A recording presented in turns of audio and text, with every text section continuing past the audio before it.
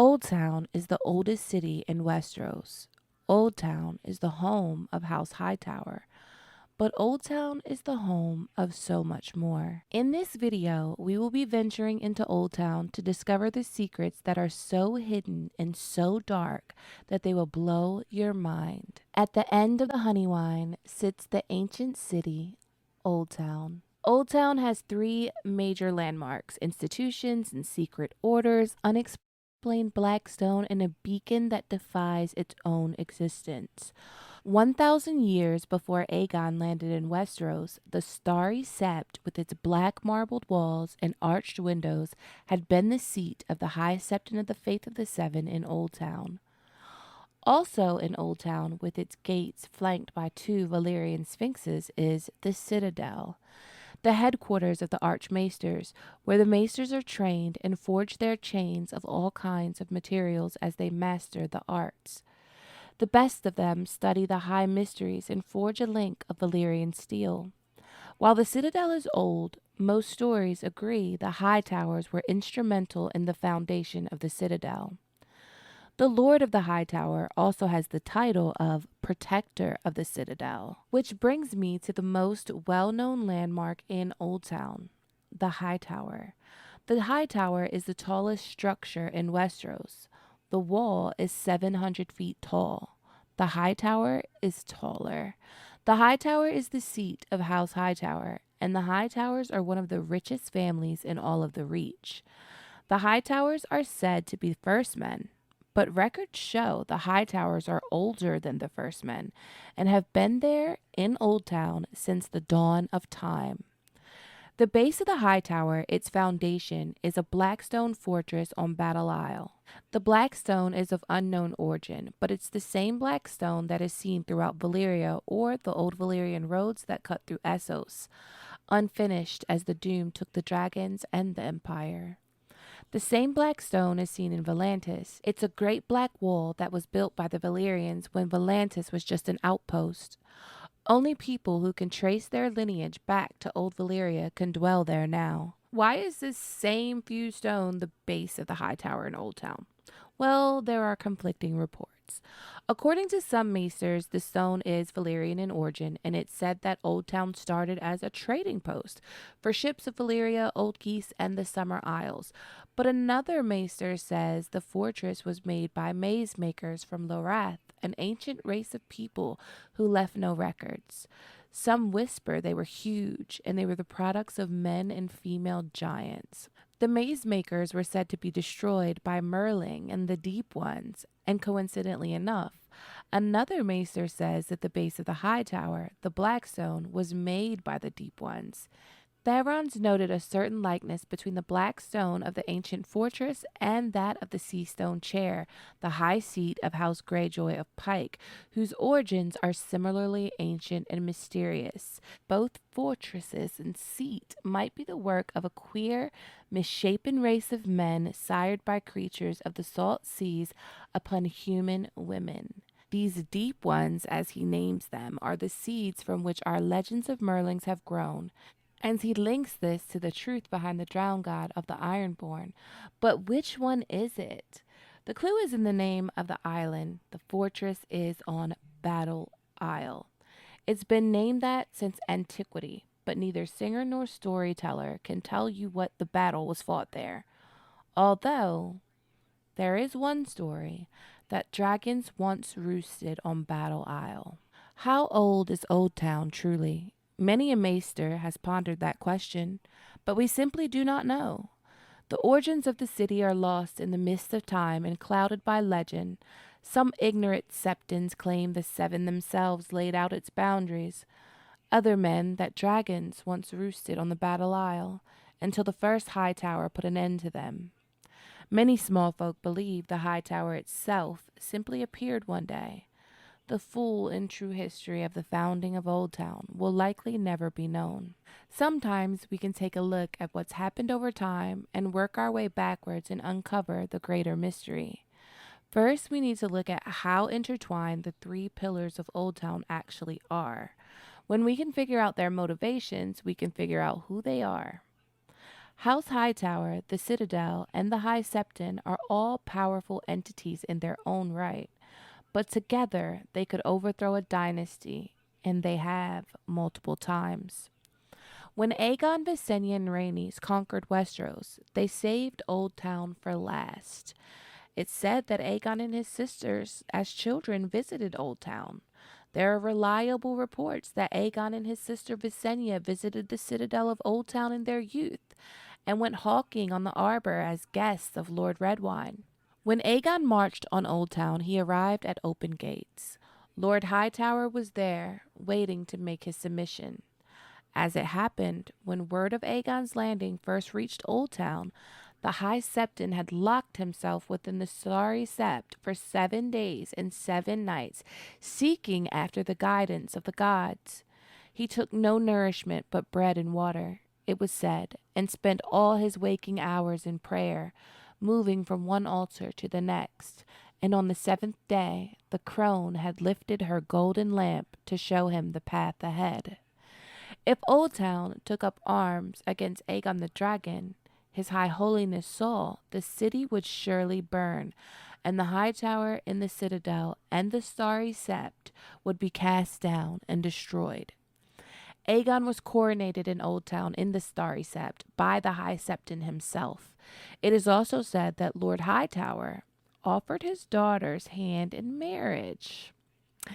Aegon declined. He already had 2 queens. Polygamy and incest, both frowned upon by the faith, but they bowed down anyway, or at least they pretended to. The Maesters of the Citadel were also present at Aegon's coronation. Aegon married himself to Oldtown. He kept a close relationship with the High Septon, visiting him during every progress. The High Septon is the one who paid for the Sept of Remembrance to be built in King's Landing. The High Septon also gave Aegon septons, and the Citadel didn't leave Aegon wanting either. Whereas most people have 1 maester, Aegon sometimes had 6. Oldtown was very intertwined with the new Dragon King. Both the Starry Sept and the Citadel gave counsel to the king and both queens. When the old King Jaehaerys came to power, those privileges were instead given to a small council. You see, the faith wasn't messing with the Targaryen incest thing. The faith viewed the incest as an abomination. They turned a blind eye to Aegon having married his sisters, and they didn't put up much of a fuss when Aenys was marrying his cousin, Alyssa Valerion.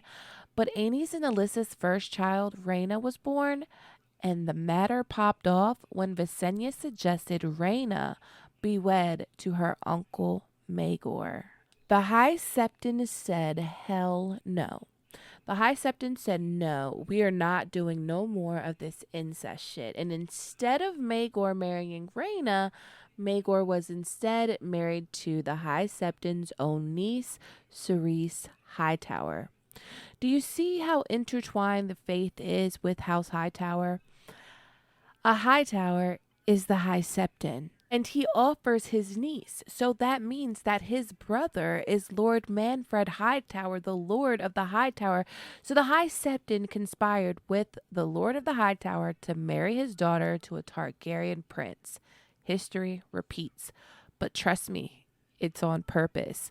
Maegor the Cruel marries Starry Hightower. Starry was 23 years old. Maegor was only 13. Starry Hightower wasn't as fertile as Alicent, though. When Starry Hightower never became with child, Maegor decided to marry someone else. The small folk in the faith were so pissed, Aenys exiled his brother Maegor for 5 years. But when Aenys married his daughter Rhaena to his son Aegon, the High Septon denounced the House of the Dragon. From the Starry Sept came a denunciation such as no king had ever received before, addressed to King Abomination. And suddenly, pious lords and even the small folk who had once loved Aenys turned against him. Septon Myrmison was expelled from the faith for performing the ceremony, and zealous poor fellows took up arms, hacking Myrmison to pieces a fortnight later as he was carried by litter across the city. The warriors' sons began to fortify the hill of Rhaenys, making the Sept of Remembrance into a citadel that could stand against the king. In addition, some poor fellows attempted to murder the king and his family in the castle itself, scaling its walls and slipping into the royal apartments. It was only thanks to a knight of the Kingsguard that the royal family survived. In the face of all this, Aenys abandoned the city with his family and fled to the safety of Dragonstone. There, Visenya counseled him to take his dragons and bring fire and blood to both the Starry Sept and the Sept of Remembrance. Instead, the king, who was incapable of making a firm decision, fell ill with painful cramps racking his stomach and loose bowels. By the end of 41 AC, most of the realm had turned against him. Thousands of poor fellows prowled the roads, threatening the king's supporters, and dozens of lords took up arms against the Iron Throne. Though Aenys was only 35, it was said that he looked more like a man of 60, and Grand Maester Gawain despaired of improving his condition. The Dowager Queen Visenya took over his care, and for a time he improved. And then, quite suddenly, he suffered a collapse when he learned that his son and daughter were besieged in Craycall Castle, where they had taken refuge when their yearly progress was interrupted by the uprising against the throne. He died 3 days later, and like his father before him, was burned on Dragonstone in the fashion of the Valyrians of old. With Aenys dead, his son should follow him to the throne. The Citadel supported Aegon to follow his father by all the laws of men, but Maegor wasn't having that. He named him a traitor and took his head with black fire. Maegor didn't have to just contend with the Citadel, he had to contend with the High Septon and the Faith Militant and House Hightower. He had married Cerys Hightower, and he dishonored her.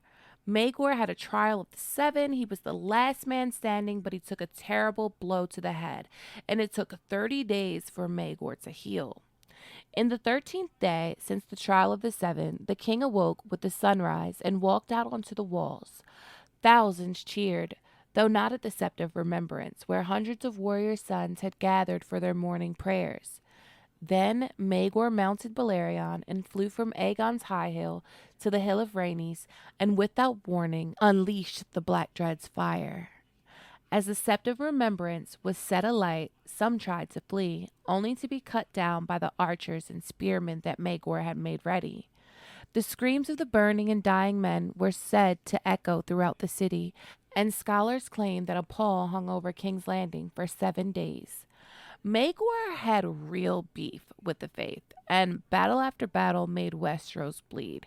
When we see how the Faith, the Citadel, and House Hightower turned on House Targaryen, we have to question why. Was it really because of the incest? Because even though it was considered an abomination, they didn't bat an eye that Aegon had married not one, but both of his sisters. The High Septon said he prayed and fasted, and the crone showed him the path. What path was that? And when he turned on Aenys and Maegor, was it the plan all along? When Lord Manfrey Hightower gave over Oldtown to the Conqueror, he said, "I will not oppose him with force." But do you still oppose him? If not with force, would you do it some other way? Would you ingratiate every institution of Oldtown in the king's life and wait for the opportunity to present itself? Was the protest of incest so loud specifically for the purpose of marrying Cerys Hightower to Maegor? I think so. All of these orders, the Citadel, the Faith, the Hightowers, they have reasons for doing what they do. They have long laid plans. One hallmark of Maegor's story is monstrous children, stillborns, and no heirs. When Cerys Hightower was wed to Maegor, did her family want her to have heirs? Or were they trying to end the line of dragons, both man and beast? And is House Hightower still doing more of the same in House of the Dragon? It's been a theory in the fandom for years that the Citadel is responsible for the dying of dragons. But is the Citadel acting alone, or are they in cahoots with House Hightower and the Starry Sept? In A Feast for Crows, Samwell Tarly makes it to the Citadel, and while he's there, he meets with a maester known as Marwin the Mage. Marwin spills major tea on the Citadel. Marwin is different though. He's kind of like a Qyburn. He's a rogue maester. Marwin actually is thought to have trained Mirri Maz Duur some anatomy and physiology in exchange for who knows what. But when Sam meets Marwin, he has glass candles burning in his quarters.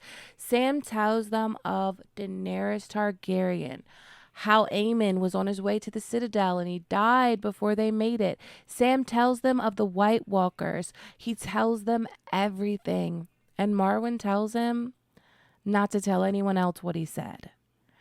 Aemon would have gone to her if he had the strength. He wanted us to send a maester to her to counsel her and protect her and fetch her safely home.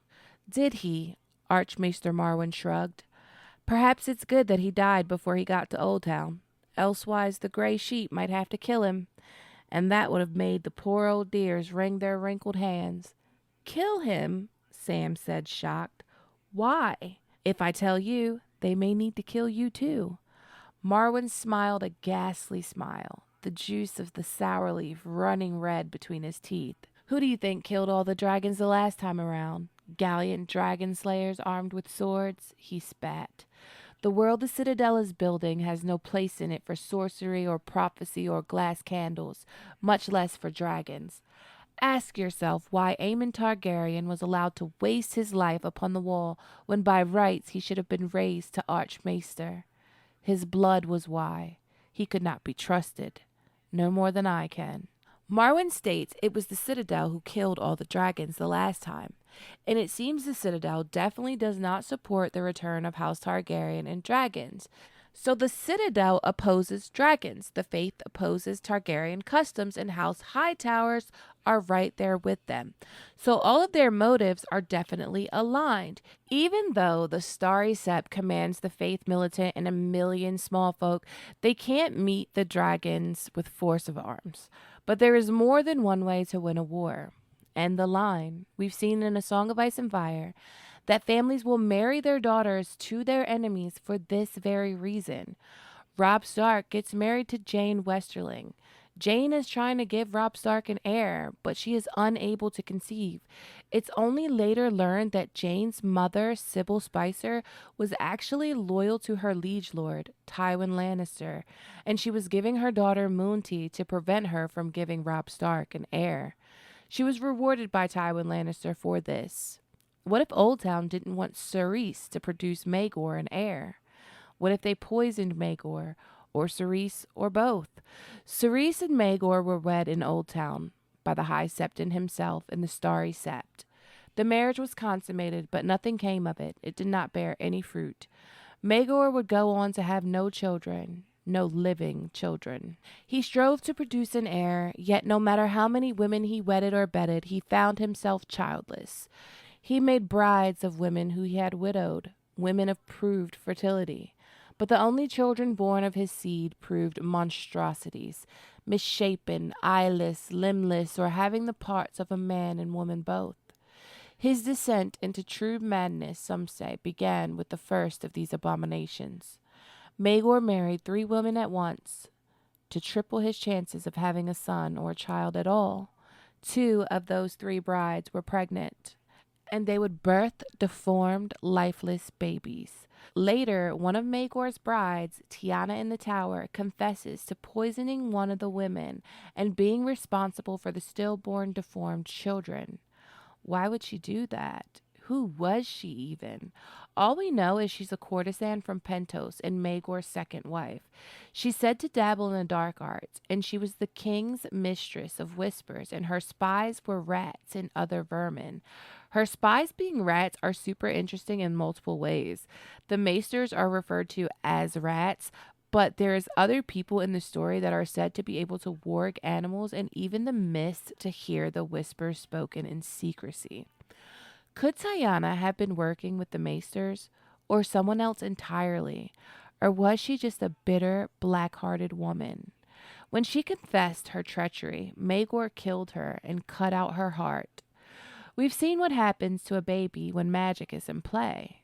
Rhaego, Daenerys' son, was born dead. Monstrous, Mirri Maz Duur finished for him. twisted. I drew him forth myself. He was scaled like a lizard, blind, with the stub of a tail and small leather wings like the wings of a bat. When I touched him, the flesh sloughed off the bone, and inside he was full of grave worms and the stink of corruption. He had been dead for years. Rhaenyra's baby, Visenya, was also stillborn, with dragon-like deformities. Maybe they weren't responsible for Maegor's babies, but I'm sure they planned for Maegor and Aenys to fight for the throne. That would have been before Maegor dishonored House Hightower and the Starry Sept. Maybe it's not that deep, but still, Marwin says the Citadel killed all the dragons the first time. Well, if that's true, nothing was more detrimental to House Targaryen and their dragons than the Dance of Dragons, the Greens versus the Black, the Targaryen Civil War. At the start of the Dance of the Dragons, the Targaryens were at the height of their power. House Targaryen had 20 plus dragons, but at the end of the Dance of Dragons, they would be left with only 4. You may be wondering how the Citadel or Oldtown could be responsible for a civil war. Well, you only need to look at the hand of the king, Sir Otto Hightower. But before we can get into Otto Hightower, we need to talk about the Maesters and the Citadel, the Grey Rats. So in the books, the snows are falling 100 feet deep, Stannis is marching, and the lords and ladies of the north are gathered at Winterfell. Lady Barbara Dustin, Brandon Stark's ex-lover, is there, and she tells Theon if she was queen, her first act would be to kill all the Maesters. If I were queen, the first thing I would do would be to kill all those grey rats. They scurry everywhere, living on the leavings of lords, chittering to one another, whispering in the ears of their Maesters. But who are the Maesters and who are the servants, truly? Every great lord has his Maester. Every lesser lord aspires to one. If you do not have a Maester, it is taken to mean that you are of little consequence. The grey rats read and write our letters, even for such lords as cannot read themselves. And who can say for certainty that they are not twisting the words for their own ends? What good are they, I ask you? They heal, yes. I never said they were not subtle. They tend to us when we are sick and injured or distraught over the illness of a parent or a child. Whenever we are at our weakest and most vulnerable, there they are. Sometimes they heal us and we are duly grateful. When they fail, they console us in our grief, and we are grateful for that as well. Out of gratitude, we give them a place beneath our roof and make them privy to all our shames and secrets, a part of every council, and before too long, the ruler has become the ruled. That was how it was with Lord Rickard Stark.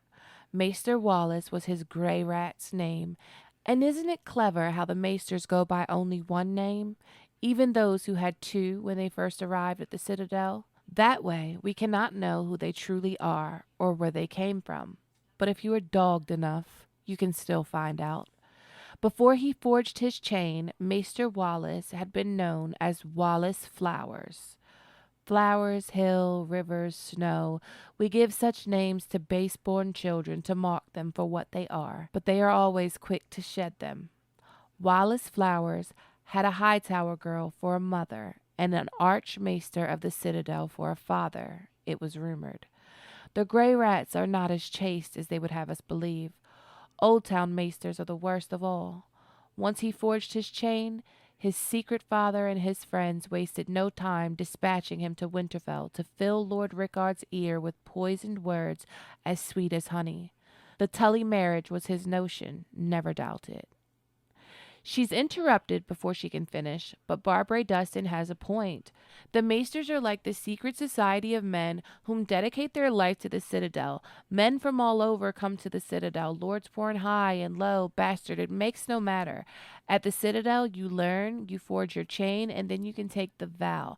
Maesters are seen as important in Westeros. They only serve lords with castles, and if you don't have a maester, you are seen as unimportant. Maesters swear to serve. They put aside their previous titles, take no wife, father, no children, and lay aside all allegiances of birth. The lords also pay the Citadel for maesters, But the loyalty of the maester is to the castle and not to the lord. If the seat shall pass, the maester will serve the next lord of the castle. Some maesters that are considered to be the best of the best become archmaesters.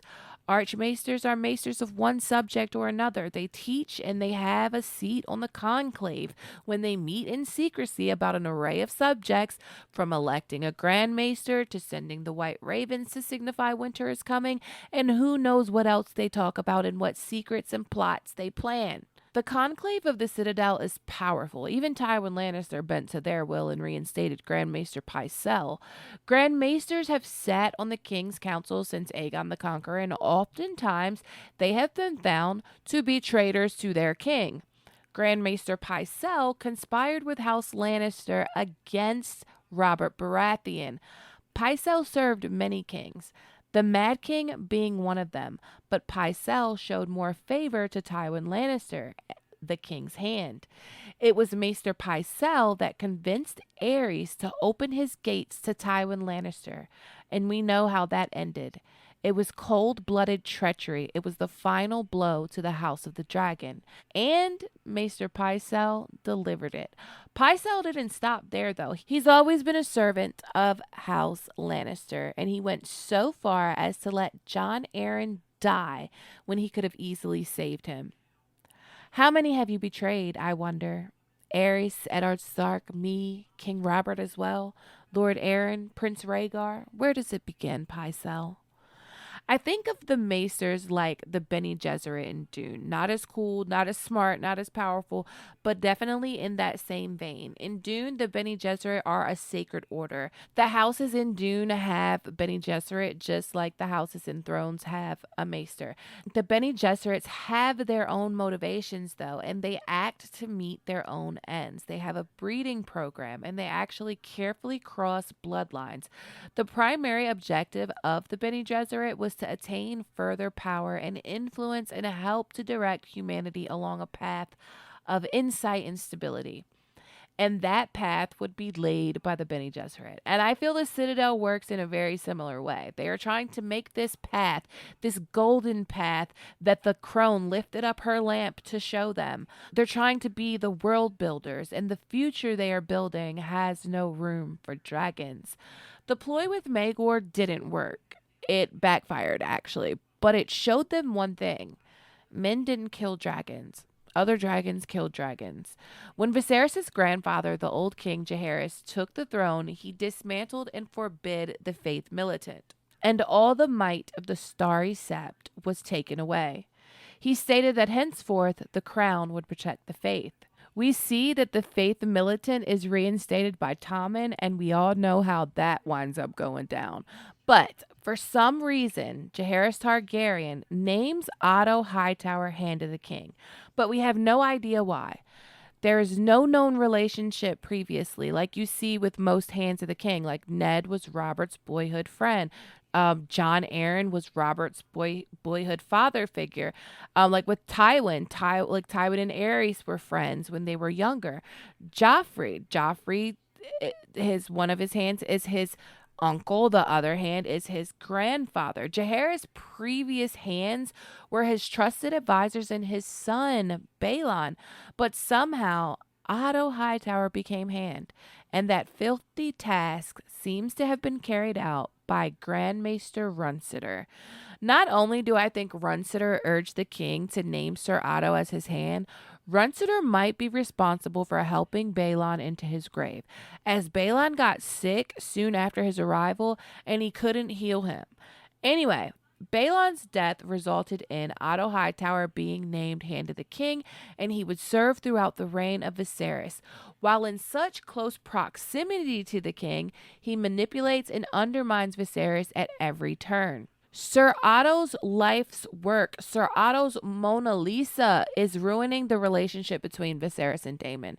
Sir Otto conspires with his brother in Oldtown to never have Daemon sit the Iron Throne, and he has Viserys disinherit Daemon by naming his daughter Rhaenyra his heir. But then Otto seizes the opportunity to make his daughter queen. Alicent is queen. Sir Otto Hightower is the most powerful man in the realm. The Hightowers take over the Red Keep, replacing the Targaryen heraldry with stars of the faith.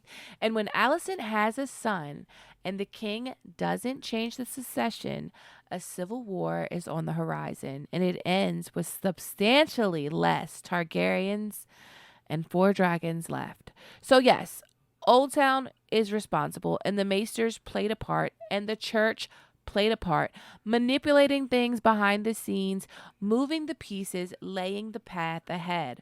The last dragons were born like misshapen, like Maegor's babies. During the reign of Rhaenyra's son, Prince Aegon III, the last dragon was born misshapen and sickly with withered wings. She died, marking the extinction of dragons and forever giving Aegon III the nickname the Dragonbane.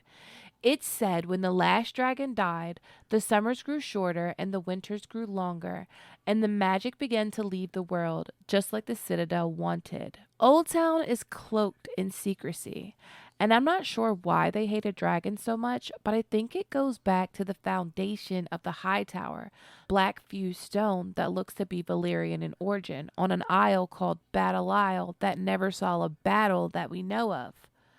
Well, it is said that before the Doom, the Maesters used to travel to Valyria for learning, and some theories say the Maesters in Oldtown are responsible for the Doom.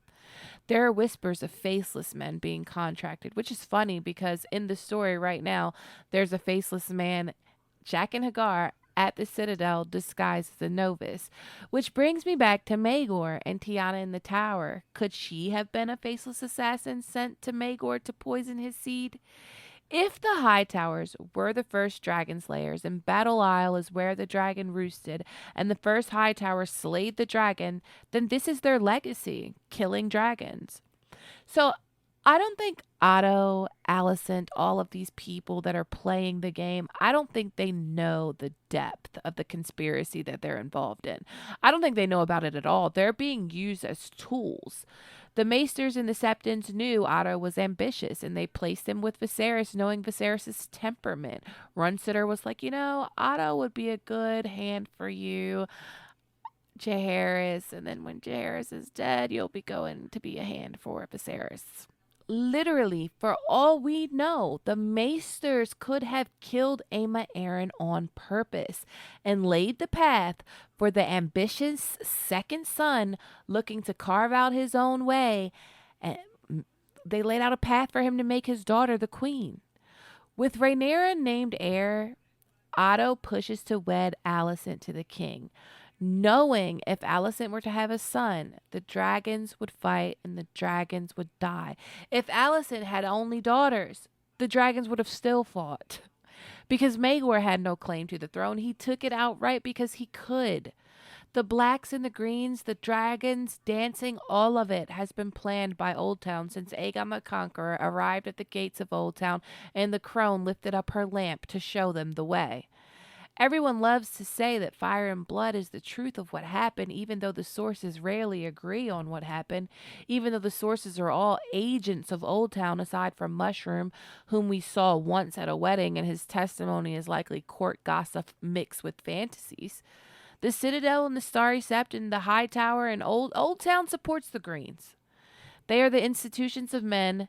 They would never support the rule of a woman. If they needed any other reason to hate dragons and to hate Rhaenyra, it looks like Rhaenyra is being set up to give it to them. Rhaenyra has been spending lots of times on legends and lore and prophecies and dragons and talking about gods and prophecy and things being ordained. She's not talking about the faith of the seven when she's talking about the gods. She's talking about the dragons themselves. Old gods of Valyria were the dragons. The faith will outright reject her in every corner of the realm, just like they did Stannis with his Red Priest. They will renounce her. They will call her an abomination. Faith cannot have their followers turning on them. Aemon, Rhaenyra, the Blacks, the Greens, they should be coming together and burning the Starry Sept and the Citadel to the stones.